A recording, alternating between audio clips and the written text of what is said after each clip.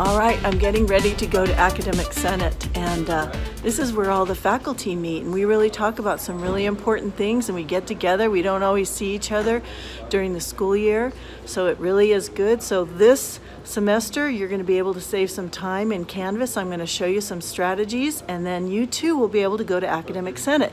I'm looking forward to it. We miss you when you're not here.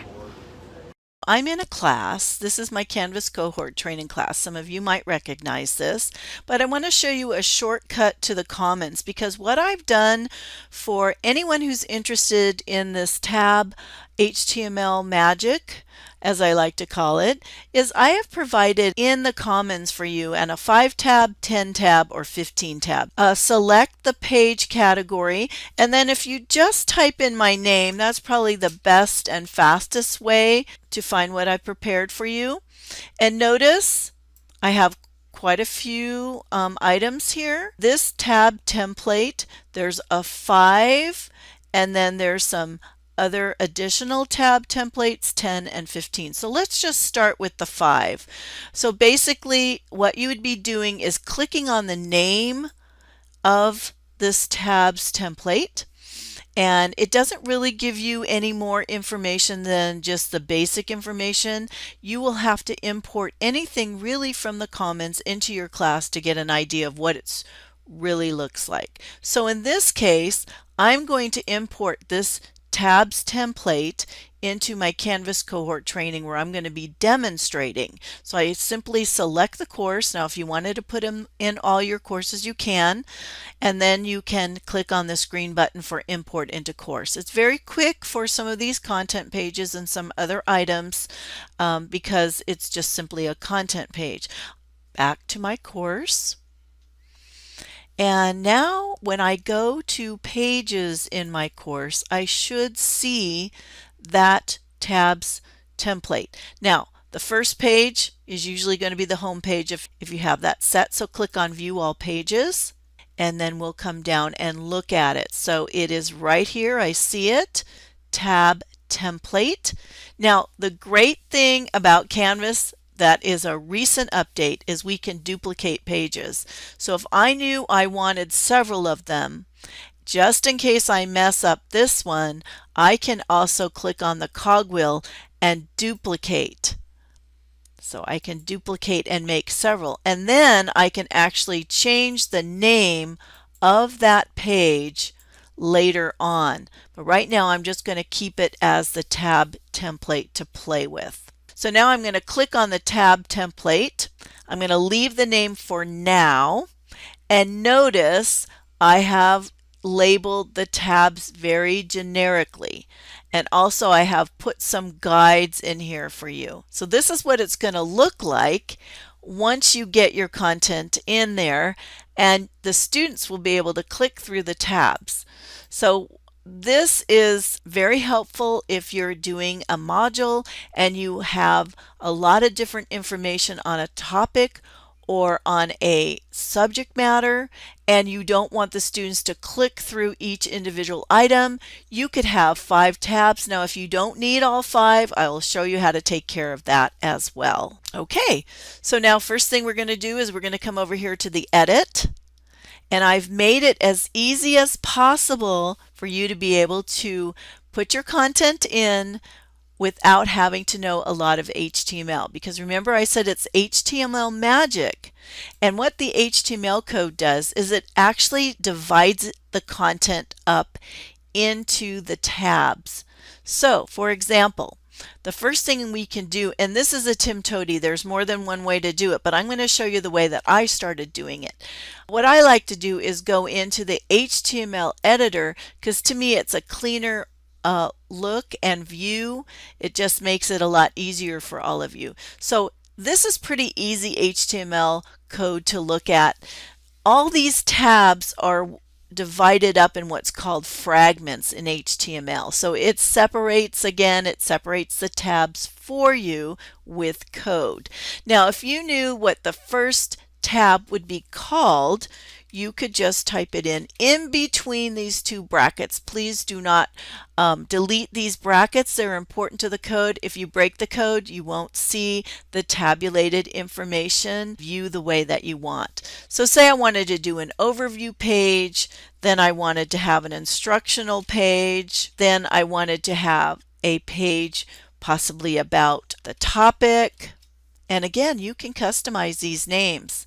And what if I did not want to have more than 3 tabs? Well, then I could just delete these line items. Make sure you keep the ending code right here, which stands for unordered list. Then you could come over here and you could delete the fragments 4 and fragments 5. Leave the end div tag. Now, if you don't know what the name of your tabs are going to be yet, I would say stop and plan it out. That way you don't have to come back here. So once you're done with that part in the code, so you've just learned a little HTML magic, we're going to toggle back to the rich content editor. And notice that the names have now taken on the tabulated names. And if you got excited and you wanted to see what that looked like, you could just come down over here and I'll just show you at the bottom of the page, save and publish. And then you can take a look at what that's going to look like. So here's our nice tabs.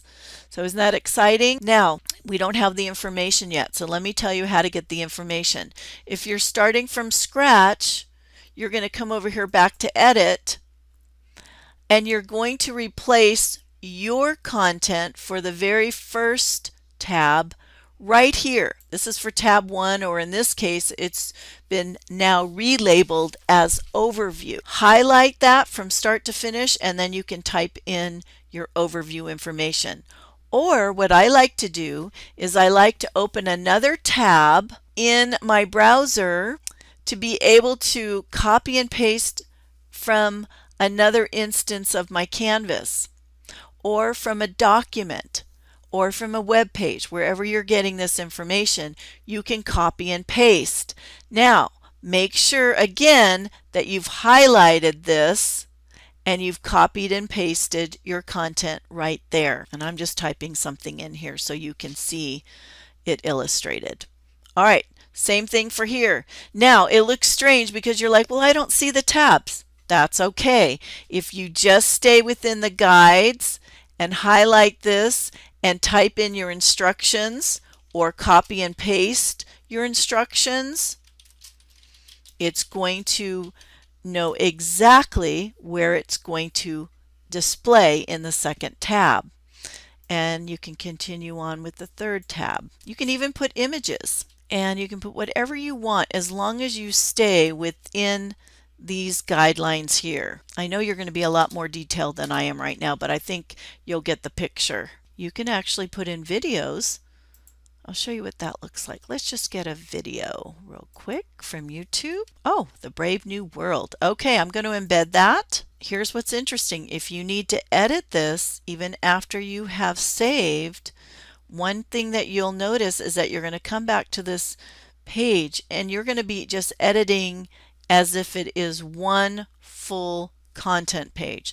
So I'll show you what that looks like after we save. Okay, so I would say leave this in because this is just a little alert, a little signal to students that there are more tabs. Sometimes they're going through our materials and our content very quickly, but I want you to see what this will look like.